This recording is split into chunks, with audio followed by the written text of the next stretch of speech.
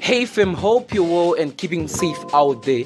One Voice Production welcomes you to our 8th edition of our podcast presentation, where we are going to be talking about dating, love, and the opposite sex. This program is brought to you by your host, none other than HOST-RYAN.T, Matsika, and is being empowered by two individuals on the panelists. Number one, we have all the way from Marondera, Zimbabwe, MSENGI.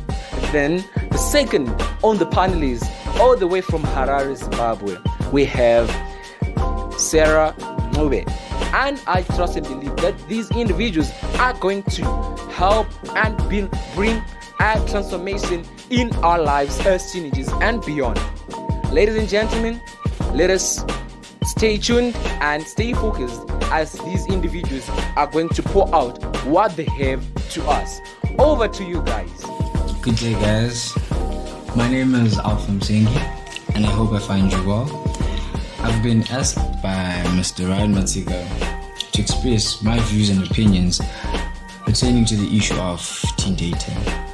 Now, I know most of us have gone down that road, and we've got the young ones who are yet to start the journey of their teenhood, and they have got that urge they've got that urge wanting to know what it feels like, how it feels like having a boyfriend, how it feels like having a girlfriend, and involving themselves in relationships. And I know starting with teenhood lives, teens start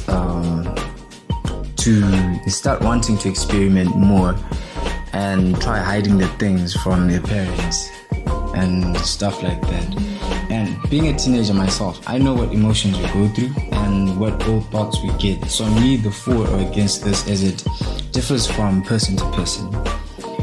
I'm going to answer this from my personal experiences and what I've seen in people around me. And also by this answer, I don't mean to say that I'm a perfect teen who does no mistakes. Everyone does mistakes, and every one of us goes through these phases, and I'm just sharing my experiences and opinions so that it may help someone. And okay, most of us teens can't handle a relationship alongside studies and career at this age. Maybe a few of us can, because exceptions do exist everywhere, and we shouldn't just generalize things. So I'm going to give you some reasons why I just feel we can't handle teen relationships. Reason number one, most of our parents will not be okay if we're in a relationship at this age. Not to blame them, they do have their reasons and wish for a good ending. I remember when I had my first girlfriend, I totally kept that from my mom, because I know we never really talked about relationships when I was a teenager. But then I knew indirectly, she told me indirectly that if I ever told her that I was in a relationship, things weren't going to go so well on my side. So assuming that she got into a relationship now, from that moment you always have to live in fear that what if my parents come to know, and you have that guilt of doing something they would want you to do, and obviously you're going to have to start to hide a few things from them. And what I've seen from my personal experience, that added an extra pressure to me alongside my academic pressure. And then I started to know that this was starting to take a toll on myself. Hiding stuff, I wasn't able to concentrate in school until things had to end, and my grades started going so well. In our teenage lives, most of us are immature at this age and can't usually differentiate between attraction, infatuation, love, and etc., and end up doing things which we don't want to do. And this also goes hand in hand with distractions. Almost the same reason again. Adolescents, our minds aren't that developed and mature to take note that this is a distraction and may end up neglecting what's more important. And And maturity, as we lack maturity, we may end up bringing toxicity and negativity into our lives due to these. Then we also have those few lucky people who can actually handle these, and they may have a few advantages to themselves. Like both, maybe if you start a relationship with the person, maybe you're a guy and you meet a girl at a very young age, you might grow together and as time goes on, and as you know each other from a very young age, there could be understanding. You get to know each other more, and maybe this could lead to less fights and all that. And if it is a healthy and mature one, you can motivate each other to work on your goals and career, and you can support each other throughout your highs and lows. Thank you so much, One Voice Productions, for this opportunity to speak on teenage dating, love, and the opposite sex. It's such an exciting topic, and thank you so much, Alpha, for sharing your insightful presentation. I really enjoyed it, and your stories as well. So my take on this subject is that I'm actually going to share it from a girl's point of view, because there's this little thing called emotions that people don't really mention when you're doing teenage dating. Normally parents are like, don't do it. Relatives say don't do it. But your friends, your schoolmates, your classmates, or even, friends from other parts of your life, they encourage you to do it, because of peer pressure, because it looks cool, because it feels nice, because you want to be loved by someone, because you want the attention, or some even want the gifts and the clothes and the flashy things, whatever we want from the relationship, God knows. But yeah, the question is, are you ready? And sometimes, like in my case, I got to discover myself within the relationship. I did not expect that. I did not see that coming, and I wish I did take my parents' advice not to date, but I did, which was not like a good thing. But one thing I did discover were my own principles and my own goals and my own mindset and my passions and my what drives me, what makes me tick. Because there were some situations where I was put in where you literally had to make a very split decision choice, and you had like few seconds to make that decision. Are you with us or are you not with us? And that moment, it tests your character, it tests your morals, it tests your values, it tests whether you really say, if you're a Christian, you are a Christian. You better prove it right now that you are a Christian. And it's all about making those hard decisions. And sometimes we ignore the fact that these hard decisions, they can be in the small things, and sometimes they can have emotional tolls on our lives. Because I remember when I was dating, there was a time where I couldn't even focus on my books. Like, no lie, I couldn't even focus. All I was just seeing, hearing, and dreaming of was the guy. And it was a terrible thing, because then I was now writing my O-level. Thank God that I passed very well. That's just God's grace. Yes, I think God really came through for that. But I then later on realized, it actually dawned upon me that no, I think it's now time up for me. It's now time for me to focus on myself, because at the end of the day, the question is, what are you bringing into the relationship? What is it that you're going to gain, and what is he going to gain from you being together?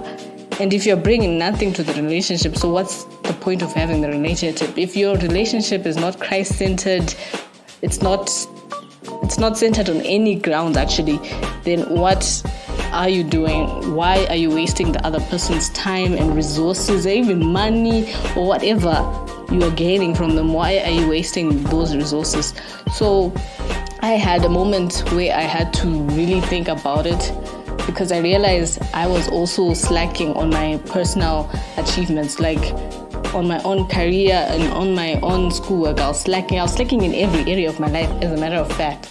So I had to sit down and think about it and be like, is it really necessary that I sacrifice all these aspects of my life just for this one love life thing, just to show everyone that I'm in a relationship, or just to prove to my peers that I'm in a relationship, I'm like, is it worth proving it to them?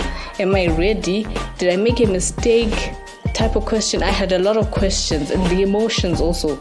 No one tells you how to deal with those emotions. No one shows you what to do. All you get is don't do this, don't do that. Okay, but what if you have gone through that phase? So I think in the coming weeks we'll be discussing this with our fellow panelists and One Voice Productions. So thank you so much for your time. Back to you, Mr. Ryan Matsika. In conclusion, I want to say thank you very much to these guys for pouring out the substance that they have concerning this subject. It is mostly one of the most miscomprehended subjects in our lives and in our times that we are living now these days. Before I wrap it up, I want to share one or two things concerning dating. Ladies and gentlemen, what you have to understand in life is that, yes, we may have knowledge concerning these things as people, as humans in life, but sometimes when we don't take what is in the Bible and when we don't commit to God, then we are bound to fail. We are lying to ourselves for some reasons, for some things in life, and we may fail. So I want us to look from the biblical view on this subject. Everything is in the Bible. The Bible has a say on everything that happens to every human being in life. Dating was not in the custom in Bible times. Nevertheless, when carried out intelligently, cautiously, and honorably, dating is the legitimate way for two people to get to know each other. And yes, it can be enjoyable, but then it does not mean that you should date as a teenager. Yeah. You know, one of the things that you must do in your life is to engage when you are ready to do it. When you are able to suffer the consequences that are surrounded, that are in these things and in these phases of life. We have to understand the times and the seasons in our lives. Dating is a serious business, a part of the process of selecting a marriage mate. If you have to say for fun, then you are not ready to date. Some teenagers, they just indulge in these things just to have fun. You got to hear them saying, hey, I just want to be having fun with my girlfriend and stuff like that. But you have to understand these things, that if you're engaging and if you're indulging in these things for fun, then you are wrong. You have the wrong perspective. You have the wrong motive for being in these things, and that means you are not yet ready to be doing it, and you have to abstain yourself from doing it. Ladies and gentlemen, this is quite a broad topic, but in the next upcoming broadcast for next week, our 9th broadcast, I'm going to check it out and bring it out to the ground, and we are going to iron out issues concerning these things in our lives so that we can be helped together and that we may be living productive lives and that we may not fall in our walks as teenagers. I'm going to talk about the dark side of dating next broadcast, and we're also going to look at this question that many teenagers often ask themselves: am I ready to date? All these things are going to be catered for, and I'm going to provide them for you. So you just have to be there and tune in, and don't forget to like, share, and subscribe. A big shout out to you all, to our subscribers out there, and also a big shout out to the One Voice TV members out there. Thank you very much, ladies and gentlemen, for being there for us, and we acknowledge and thank you for each and everything that you always do for One Voice TV. May the Lord bless you and be blessed as well. A big shout out to Alpha and Sarah. You guys rock. Thank you very much, guys, for your time. I appreciate you.